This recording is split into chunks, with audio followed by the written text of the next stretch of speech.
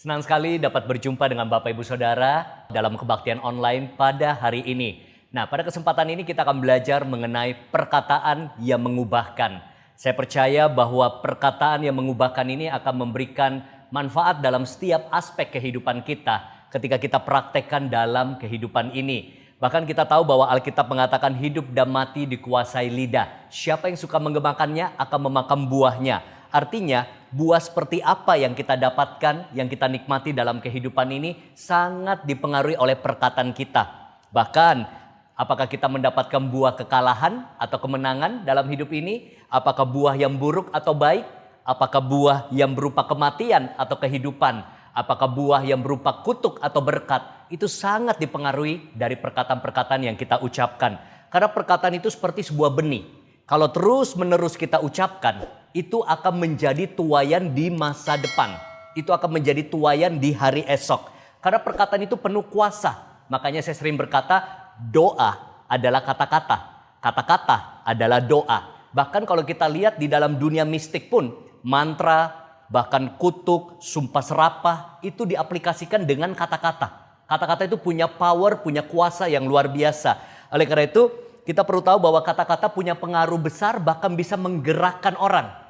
Saya mau ajak kita tes sama-sama ya, dimanapun Anda berada, mungkin lagi menonton di rumah secara online, bisa angkat tangan kanan Anda. Sekarang tangan kiri, kita tes sama-sama ya, coba dilambaikan seperti ini. Nah, coba Anda rasakan, apa yang Anda rasakan?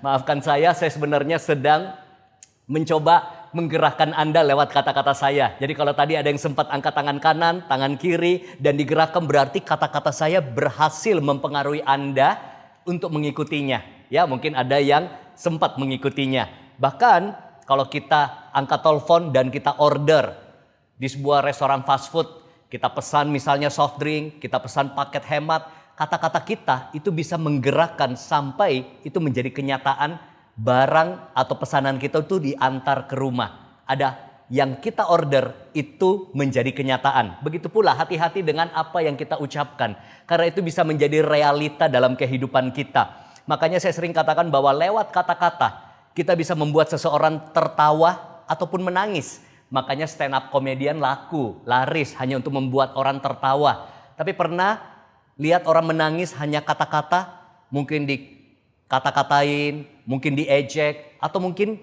dapat kabar dari pacarnya, putus cinta. Wah, itu orang bisa nangis ya. Ataupun kita dapat kabar buruk, itu bisa bikin nangis kehidupan seseorang. Hanya mendengar sebuah kata-kata yang mungkin tidak enak atau mungkin sebuah berita yang menjadi menyedihkan. Tetapi juga kata-kata bisa memberi orang semangat ya. Atau juga bisa melemahkan. Coba bayangkan kalau ada yang curhat, terus teman-temannya bilang begini, aduh kalau saya lihat masalah kamu ini mah Tuhan pun gak bisa tolong. Kata-kata itu bisa bikin orang bunuh diri loh karena melemahkan.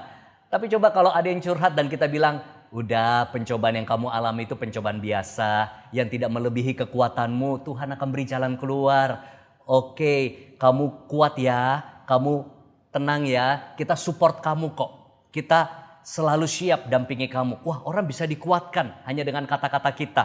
Kata-kata pun bisa bikin orang berani, kata seseorang pun bisa membuat orang jadi takut. Ya, kita bisa nakut-nakutin orang. Anak-anak biasa ditakut-takutin. Ada setan di situ. Hati-hati, ada Pak Sapam. Hati-hati nanti disuntik ya kalau kamu nakal. Bisa takut langsung seketika.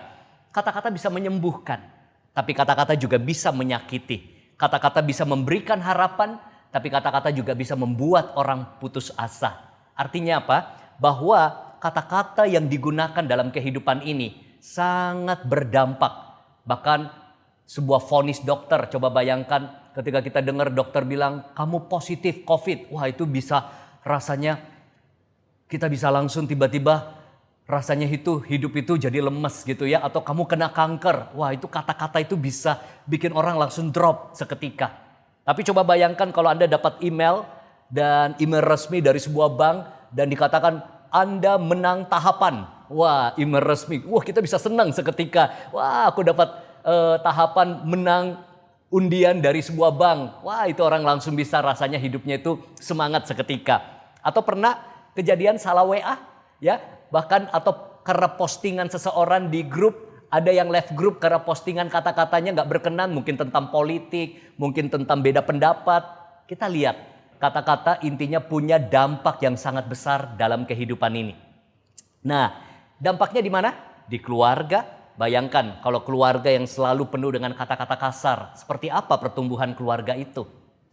Di dalam bisnis, dibutuhkan kata-kata yang tepat untuk bisa ngelobi, untuk bisa deal bisnis. Bahkan di dalam karir kita perlu presentasi, kita perlu menggunakan kata-kata yang tepat sehingga kita bisa punya hubungan baik dalam bekerja, kita disukai oleh atasan. Bahkan di dunia penjualan, kata-kata punya peranan penting. Ya, itu di dalam caption, dalam headline, atau di dalam dunia penjualan dikenal sebagai copywriting. Ya, misalnya kata gratis, atau jangan lewatkan, daftar segera, atau beli sekarang, buy one get one, itu menggerakkan orang. Kata-kata promo, kata-kata hanya saat ini, harga segera naik. Dalam penjualan kata-kata bisa mempengaruhi penjualan yang luar biasa. Bahkan juga di dalam keuangan, hubungan, bahkan kesehatan seseorang sangat sedikit banyaknya dipengaruhi oleh perkataan. Oleh karena itu, hari ini saya akan membahas bagaimana beberapa jenis perkataan dalam kehidupan ini. Dan saya berharap saya dan saudara bisa meningkat terus dalam level perkataan kita. Sehingga kita bisa melihat hal-hal baik dalam kehidupan kita. Kita lihat yang pertama, beberapa jenis perkataan. Ada yang namanya perkataan kotor. Ini adalah level terendah menurut saya di dalam sebuah perkataan. Ini berupa perkataan yang najis, yang penuh tipu muslihat, jahat, tidak suci. Dan sama sekali tidak pantas kita ucapkan, contohkan pun rasanya tidak pantas. Bahkan orang yang suka mengucapkan kata-kata kotor itu merefleksikan, mencerminkan dirinya. Markus 7 ayat 20 berkata, apa yang keluar dari seseorang itulah yang menajiskannya. Jadi apa yang keluar dari mulut kita bisa menajiskan kehidupan kita. Alkitab juga katakan bahwa semua terpancar dari hati kehidupan ini. Jadi kalau orang yang suka ngomong kotor, itu adalah gambaran hati dan pikiran seseorang. Makanya kalau mau cari mantu, perhatikan kata-katanya. Undang makan, ngobrol, kita bisa menilai seseorang dari perkataannya. Ya, yang bagi Anda yang mencari jodoh, anak-anak muda, orang-orang muda mencari jodoh, perhatikan kata-kata calon pacarmu atau orang yang sedang PDKT denganmu. Kalau dia suka ngomong kotor, dari situ kita bisa menilai bagaimana hati dan pikirannya. Cari partner bisnis, lihat kata-katanya. Kalau dia suka sering ngomongin orang, dia sering ngomong kotor, ngomong yang jahat, ya apakah Anda siap berpartner bisnis dengan orang tersebut? Nah, Efesus 4 ayat 29 berkata seperti ini. Janganlah ada perkataan kotor keluar dari mulutmu, tetapi pakailah perkataan yang baik untuk membangun, di mana perlu supaya mereka yang mendengarnya beroleh kasih karunia. Perkataan kotor dapat membawa kita pada masalah atau konflik dalam kehidupan. Perkataan kotor, perkataan yang jahat, perkataan yang penuh tipu daya bisa merusak hubungan, bahkan bisa mencelakakan diri kita. Bisa bayangkan kalau saudara keluar dari rumah saudara dan mulai ngomong kotor sama orang-orang yang saudara temui, bisa-bisa kita dikeroyok massa. Dan begitu banyak kisah-kisah yang terjadi karena orang update status, orang bikin komen di sosial media dengan kata-kata, akhirnya berakhir di dalam skandal ataupun juga dengan berurusan dengan hukum. Karena kata-kata mereka sudah menjadi masalah, sudah menjadi dampak mungkin terhadap suku, agama, dan ras. 1 Petrus 3 ayat 10 mengingatkan kita. Saya bacakan buat saudara. Siapa yang mau mencintai hidup dan mau melihat hari-hari baik, ia harus menjaga lidahnya terhadap yang jahat dan bibirnya terhadap ucapan-ucapan yang menipu. Nah, itu level pertama. Level kedua dalam sebuah perkataan ada namanya perkataan sia-sia. Kita lihat ayat firman Tuhan, Efesus 5 ayat 4. Demikian juga perkataan yang kotor, itu yang kita bahas tadi, yang kosong atau yang sembrono, karena hal-hal ini tidak pantas, tetapi sebaliknya ucapkanlah syukur. Jadi ada kata-kata yang berupa kata-kata kosong atau sembrono, perkataan yang sia-sia. Ini lebih mengarah kepada perkataan negatif. Asal ngomong, asal bunyi, sembrono diucapkan, atau perkataan yang penuh keluhan. Nah, banyak orang terjebak di level ini. Tidak ngomong kotor mungkin Dia orangnya baik, rajin ke gereja, ibadah, tapi masih sering mengucapkan kata-kata sia-sia. Masih sering penuh dengan keluhan ucapannya. Mungkin kalau ditanya kabarnya, apa kabar kamu? Aduh pusing, mampus, aduh sial. Nah ini kata-kata sia-sia nih. Ya, gimana kerjaan? Aduh puyeng, setengah mati.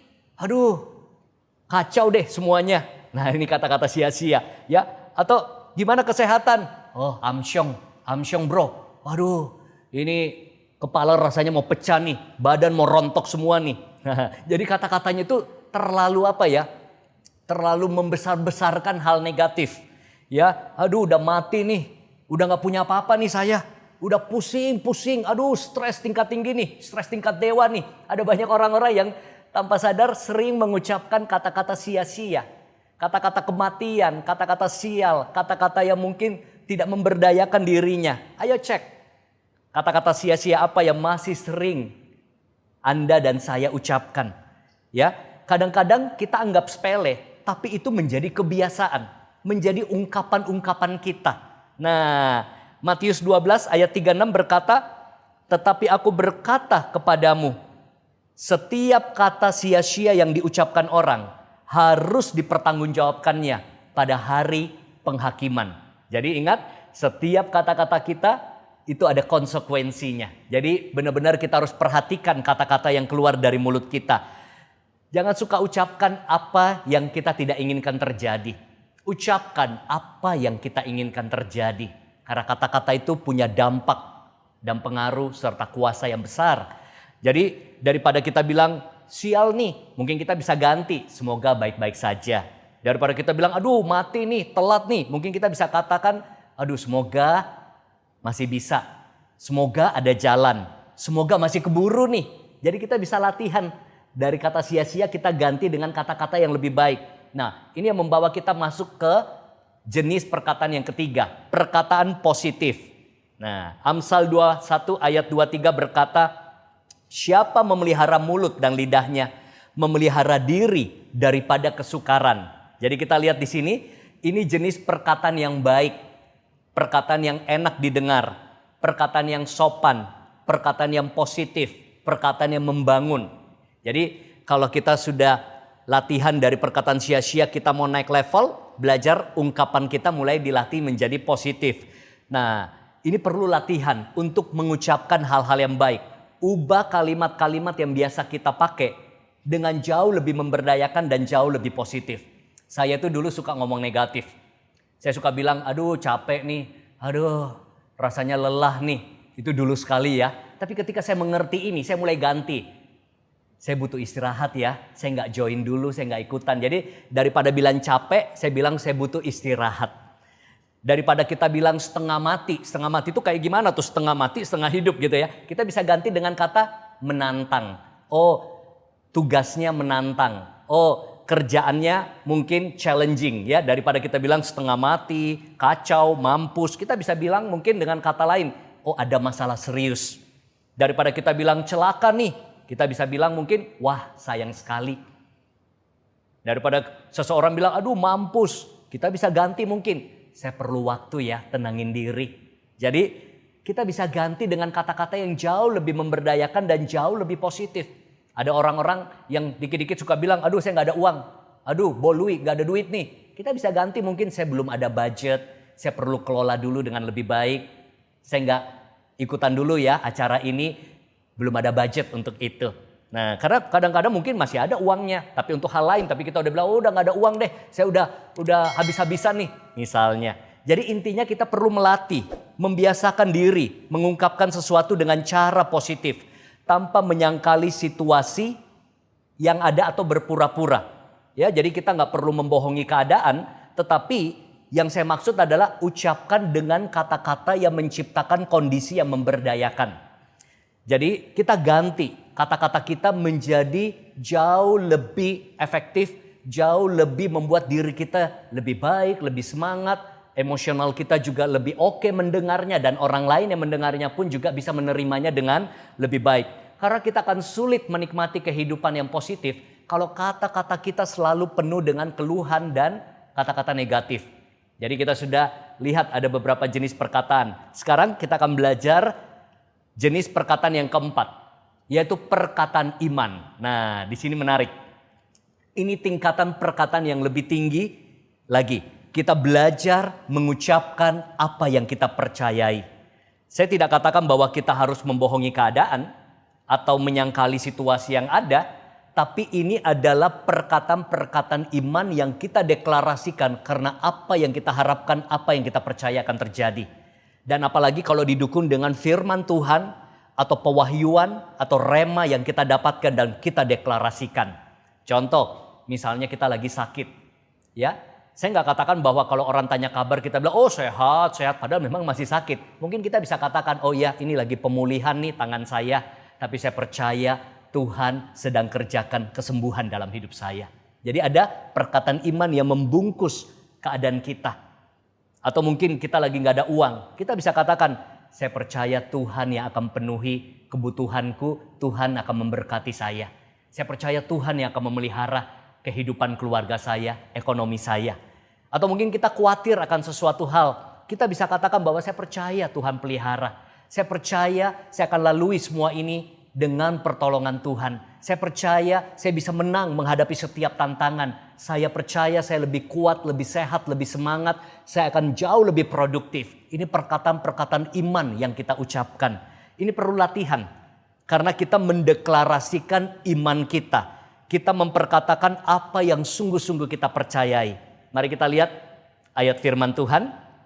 Di sini dikatakan di 2 Korintus 4 ayat 13. Rasul Paulus berkata, namun karena kami memiliki roh iman yang sama. Seperti ada tertulis, aku percaya sebab itu aku berkata-kata. Maka kami juga percaya dan sebab itu kami juga berkata-kata. Artinya apa di sini?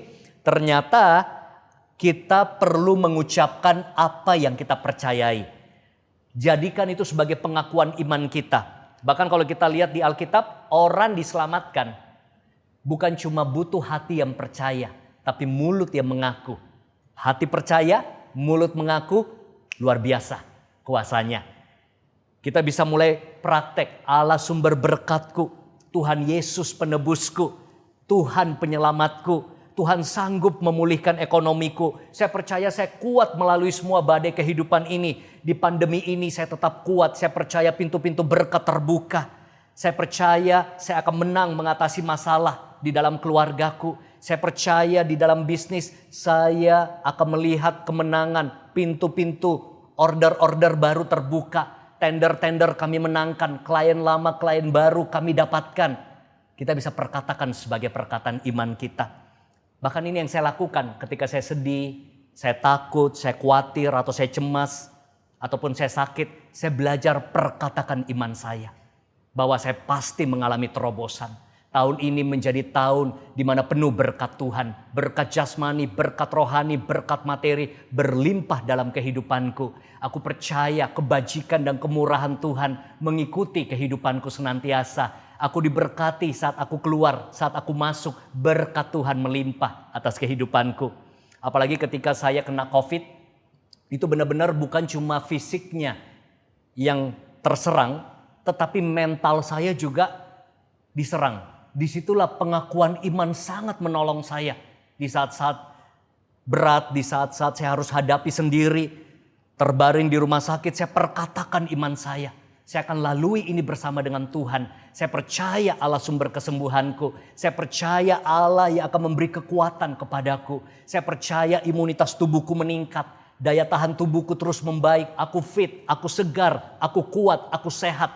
Aku tetap semangat melalui semua ini. Allah penghiburku, Allah penyelamatku, Allah yang memberi kelegaan, Allah yang memberi kelepasan. Itu pengakuan-pengakuan iman yang bisa kita praktekkan di masa-masa sulit dalam kehidupan kita. Jadi waktu saudara mulai praktek perkataan iman, ada dasar firman, apa yang saudara dapat dari Tuhan, maka ketika kita mulai perkatakan, kita menciptakan, kita mulai membalikan keadaan, dan kita melihat itu menjadi kenyataan. Amin saudara. Dan kita akan belajar lagi 2 jenis perkataan. Perkataan jenis berikutnya, yang kelima adalah perkataan syukur. Kita lihat dulu ayat firman Tuhan, Ibrani 13 ayat 15. Di situ dikatakan, sebab itu marilah kita oleh dia senantiasa mempersembahkan korban syukur kepada Allah, yaitu ucapan bibir yang memuliakan namanya. Nah, ini jenis perkataan yang penuh ucapan syukur. Bahkan Tuhan mau kita bersyukur senantiasa dalam segala keadaan. Amin. Ketika kita punya mulut yang penuh dengan ucapan syukur dan itu lahir dari hati, itu dapat menyentuh hati Tuhan. Hal ini juga dapat membuat kita saat menghadapi masalah besar, tantangan hidup, dengan perasaan dan sikap yang berbeda kita bisa hadapi. Karena hati dan mulut kita penuh dengan syukur. Latih diri kita menaikkan syukur. Mungkin ada yang bertanya, gimana bisa? Itu gak mudah. Kalau kena masalah apa yang mau disyukuri? Apanya yang bisa disyukuri?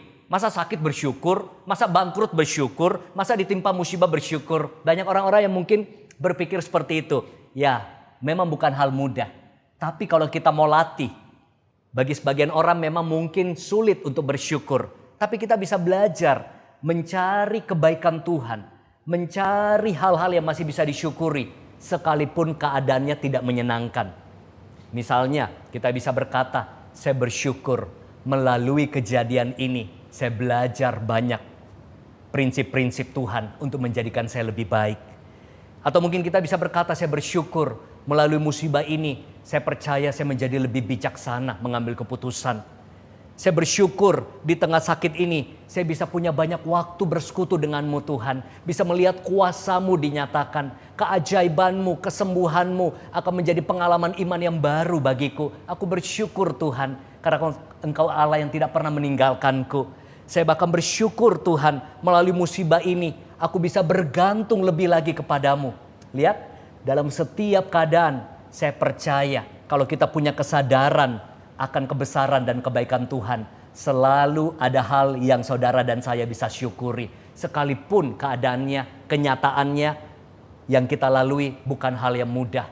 Mungkin sangat menyesakkan, mungkin sangat sulit. Tapi selalu naikkan korban syukur, perkataan-perkataan syukur kita. Karena perkataan syukur yang lahir dari hati, yang berlimpah dengan rasa terima kasih dan sadar akan kebaikan Tuhan, dapat mengubah dan mendatangkan terobosan dalam situasi yang saudara dan saya sedang hadapi.